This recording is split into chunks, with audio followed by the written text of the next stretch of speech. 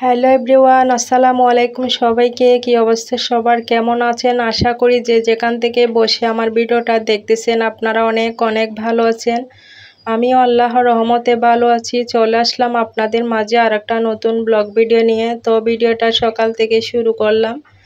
আজকে সকালে নাস্তায় ছিল নুডলস রান্না।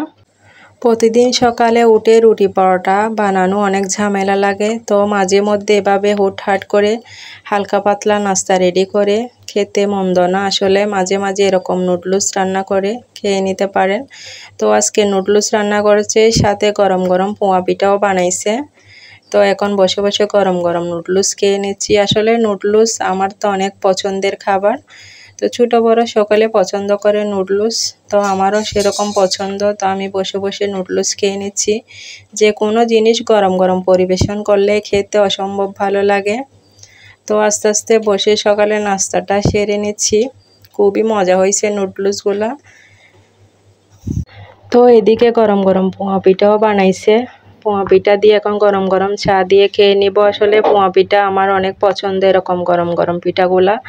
অনেকে পোয়া পিঠা বলেন, আবার অনেকে তেলের পিঠা বলেন, এক একজন এক এক নামে ডাকেন। এটা কে কী নামে ডাকেন জানি না, তবে খেতে অনেক ভালো লাগে গরম গরম। আপনাদের কার কার পছন্দ কমেন্ট করে জানাতে ভুলবেন না। আমার তো ভীষণ পছন্দের, চা দিয়ে এগুলা খেতে অনেক বেশি ভালো লাগে। তো চা নাস্তা খাওয়া শেষ করার পর মা মেয়ে মিলে এতক্ষণ বসে বসে কচুরলতিগুলা ছিলে নিছি। আসলে কচুরলতি খেতে অসম্ভব ভালো লাগে। অনেকে পছন্দ করেন কচুরলতি, সেরকম আমারও ভীষণ ফেভারিট।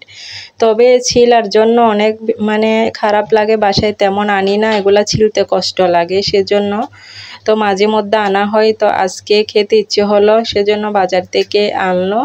তো কিছুটা ছিলে নিলাম বসে বসে। আজকে দুপুরের জন্য রান্না হবে চিংড়ি মাছ বা চিংড়ি শুটকি দিয়ে। এই লতিগুলা রান্না করলে খেতে ভীষণ ভালো লাগে। তো লতিগুলা তো ছিলে রাখলাম, এখন ছোটো ছোটো করে রান্না করার জন্য কেটে নিব আমি বসে বসে। তো কেটে ভালো মতো ধুয়ে কিছুক্ষণ পর রান্নায় বসাই দিব। আসলে কয়দিন হঠাৎ হঠাৎ করে বৃষ্টি চলে আসতেছে, একদম ভালো লাগতেছে না, বিরক্তিকর লাগতেছে।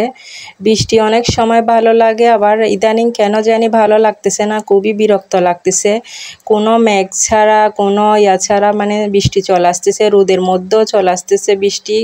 কেন জানি না এরকম হচ্ছে। আসলে কাল সারা রাত ধরে বৃষ্টি হয়েছিল, প্রচুর বৃষ্টি। সকালে ঘুম থেকে ওঠার পরও দেখতেছি সেম বৃষ্টি বন্ধ হয় নাই। ভালো লাগতেছে না। গাছের মধ্যে দেখেন কতগুলা লেবু পেকে পেকে যাচ্ছে। এই যে দেখেন লেবুটা একদম অনেকটা পেকে যাচ্ছে, এটা নিতে যাচ্ছি কিছুতে পারতেছি না, অনেকক্ষণ ধরে দাঁড়ায় আছি বৃষ্টির জন্য। তো আসলে অনেকগুলা হয়েছে লেবু, অনেক দিন নেওয়া হয় নাই সেজন্য পেকে যাচ্ছে।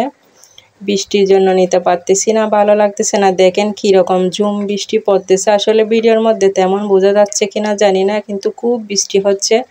আমাদের চট্টগ্রামে তো প্রচুর বৃষ্টি হচ্ছে। আপনাদের কোন কোন জেলায় বৃষ্টি হচ্ছে কমেন্ট করে জানাবেন।